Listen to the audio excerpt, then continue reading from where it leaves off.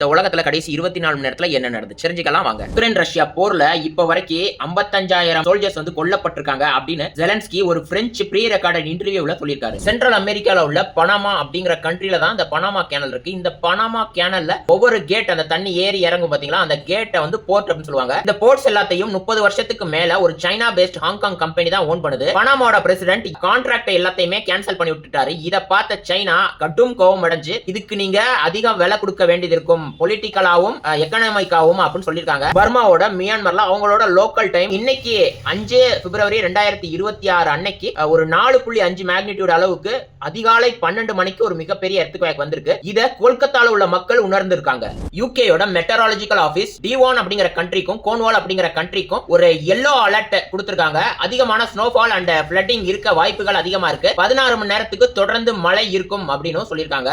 Hi friends, ரத்தினம் variety store உங்களை அன்புடன் வரவேற்கிறது.